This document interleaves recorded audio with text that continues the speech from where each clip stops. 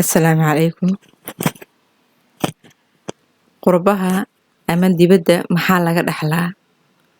Waa maxay natiijada ugu dambeysa ee ka imaaneysa markii aad haajirtid ama aad ka tagtid dhulkaadii iyo ciidaadii aad ka tagtid ee aad tagtid qurba? Siiba ha ahaato tan Yurub iyo Mareykan maanta ee dadkii oo dhan u wada haminayaan aysan jirin qalbi Soomaaliyeed ilaa inuu ku hamiyahay inuu one day tago Yurub ama Ameerika oo tago. Waana waxay ummadda Soomaalida kulli ay ka wada simantaa. Marka muuqaalka waxaan kaga hadli doonaa waa maxay natiijada ka dhalan doonta haajirkan ummadii ay sii haajirayaan ay tegayaan qurbihii. Marka laba oo kala qaadaynaa tan koowaad oo ah dalkii suu noqon doona xaalkiisa iyo dadkii baxay ee dibadda tegay ayagana xaalkooda soo ku dambeyn doonaa. Waxaan soo qaadan doonaa dhacdo sax ah ee dhacday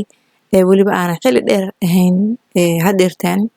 inta lagu jiro qarnigan 21aad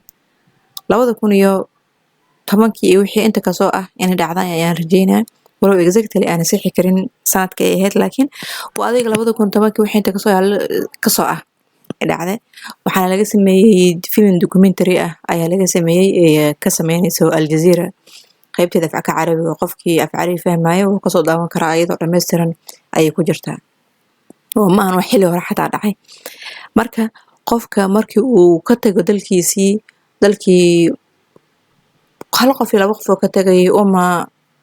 baahna oo maxaa la yiraahdaa dhutinayo oo inta ku harta ayaa ka badan laakiin dhibku wuxuu ka jiraa dadkii baxay. Waa marka koowaadee hooyadii ama aabihii Soomaaliya ka tagay ee dibaddii tagay waxay ku dhahayaan ilmihii in dhaqankooda naga doorsoomo ma rabno. Waxaa laga yaabaa hooyadaas iyo aabahaas inay ka fikirayaan inay Soomaaliya dhulka gataan ay boosas ku yeeshaan ay ka dhistaan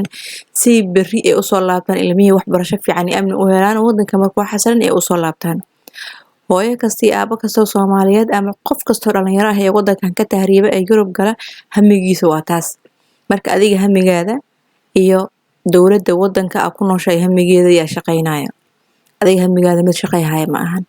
taladaada waxay tahay inaad soo laabatid ilmahaada dhaqankooda aad bartid diintooda aad bartid waa dadaali kartaa oo diintii waa bari kartaa ilmahaada dhaqankaada waa bari kartaa laakiin waxaa mustaxiil ah in cunugaas uu Soomaaliya kusoo laabto ku noolaado mustaxiil waaye way dhici kartaa laakiin boqolkiiba 99 ka soo hara lagama yaabo in ilmahaas qurbaha ku dhashay ee soo laabtaan ee Soomaaliya ku noolaadaan. Marka sababaha ayaan ka hadli doonaa oo maxaa diidaya in qofkii lagu dhalay Yurub uu u soo laabto Soomaaliya. Soomaaliya maanta waa wada naqaanaa ma ahan waddan horumar ka jiro ma ahan waddan facilitieska qofkan Yurub ama Mareykan ku dhashay ama Canada ku dhashay uu maanta uu facilitiga ama waxyaalaha uu baahan yahay ama noloshii ilbaxnimada quruxdii uu ku arkay Soomaaliya maanta ma daal haddii la dhahay xataa Soomaaliya maanta waa la dhisaa haddii la dhaho 50 sano kadib waa haddii shidaal qodato Soomaaliya deen lagu dhisay weligeed ma gudmayso marka la hadiyana lagu dhisaa laakiin haddii ay dhacdo in sanadkan aan taaganahay ee 2022ga ay Soomaaliya shidaal qodato oo la dhaho shidaal Soomaaliya qodatay waddanka hala dhiso 50 sano ayay qaadanay in waddankan uu la tartamo cunugaada waddanka ku dhashay ee Yurub ama Ameerika. Okay marka cunugii maanta la dhalo kuwii hore loo dhal ka soo tag kan maanta la dhalay ayaan ka xisaabinaynaa 50 sano kadib asagoo 50 jir ah maanta 2022 cunugii Yurub ku dhasho ama Mareykan ku dhasho 50 sano kadib Soomaaliya inuu imaado oo ku noolaado macquul ma ahan liana ciida ayaa diidayso meesha soo ku dhashay hadduu Soomaaliya imaado deegaan ma ku yeelan karo adiga dhulaa ka gadatay Soomaaliya boosasa ka dhisatay cunugaadi marka adiga dhimatid ee tii ala ku timaado Soomaaliya imaana ama dad soo wakiilana wuxuu leeyahay booska halay soo gado hooyada lacagta aqoon halay ugu soo shaqo akoonka idin soo dirsan ay ugu soo shaqo lacagta wixii qaraabada ka qaadan kartaa ka qaadato waa mid ku dadaashay aad diin bartay wuxuu ku leeyahay wixii xaqiina ka qaata wixii soo haray idinka wakiilayga waalidkii ah Soomaaliya joogtiin iyo soo dira waaba hadii luqad la isku fahma la helo aku soo dadaashay cunugaas Soomaaliya bartay marka koowaad ilmahaadii iyo ilmahii Soomaaliya walaalada ay dhaleen way kala go'ayaan liana cunuga Yurub ku dhashay iyo Mareykan ku dhashay luqadda Soomaaliga si fiican uma yaqaano dadkii waddankii joogaana luqadda Ingiriiska si fiican uma yaqaanaan marka hooyada ilmihii ay dhashay walaalada wiilashii gabdhihii ku dhasheen ilmihii dhaleen iyo ilmihii adiga dibadda ku dhashay isma fahmi doonaan marka ninkan aad Mareykan ku dhashay ama gabadhan aad Mareykan ku dhashay ee Soomaaliya imaadaan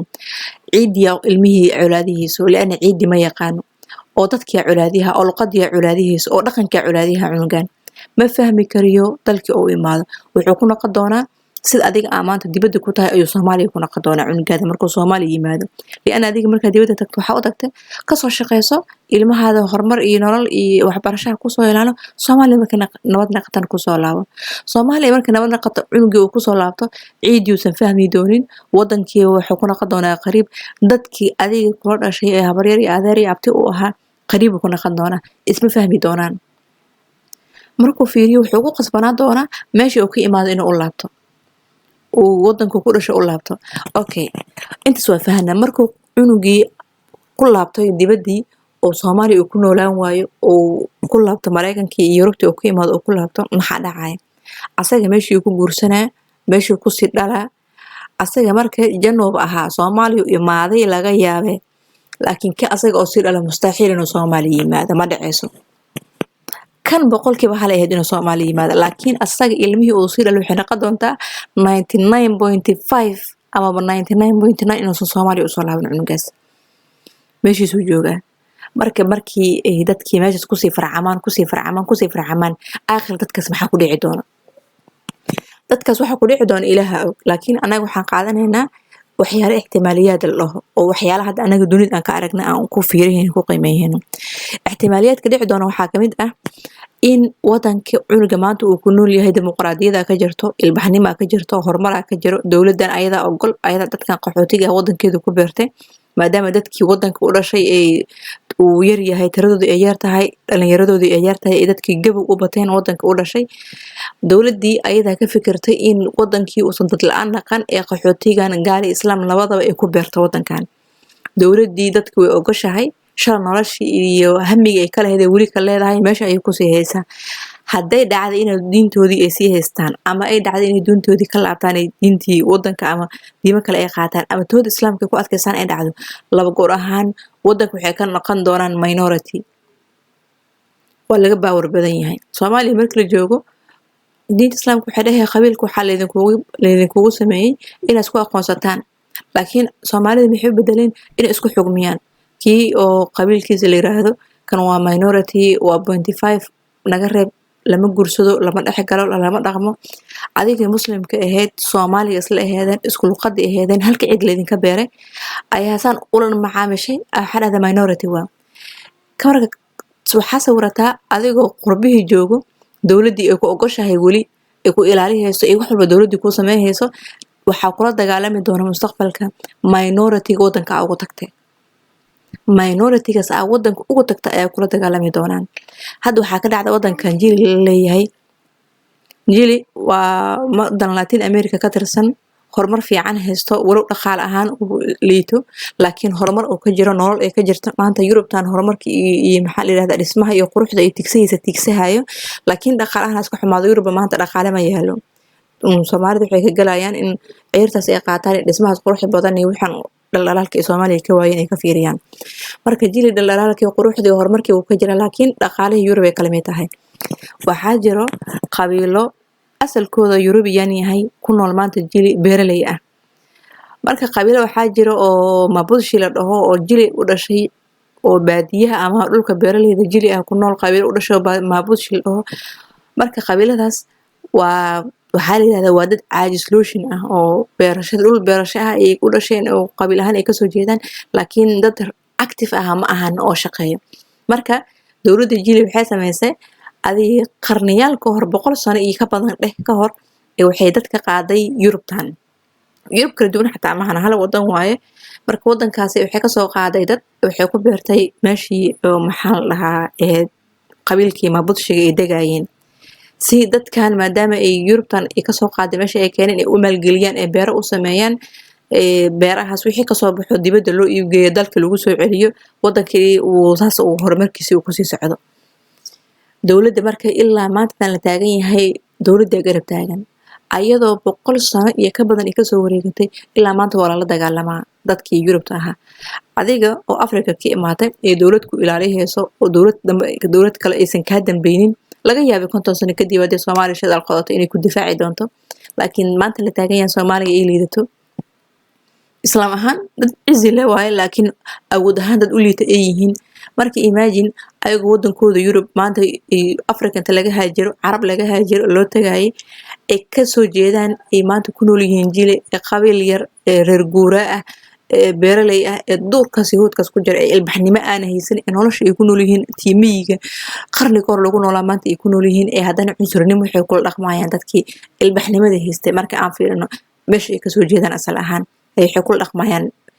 marka ay kula dhaqmayaan cunsurnimo waxaa dhacday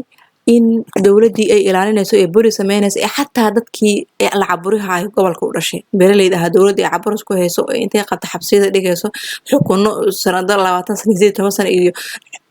xabsi noloshada ku furata lagu xukumayo haddana way joojilaayihiin gadoodkii waxay sameynayaan beeraleydii markii beerihii way soo bixi rabaan oo kale dab ay qabasiyayaan markaas ninkan wuxuu sanadkan tacabayo dhan hal mar wixii ka naqahay eber beerihii waxay u daadihayaan birooyin iyo waxyaalo baabuurtii cagafkii iyo waxyaalahan oo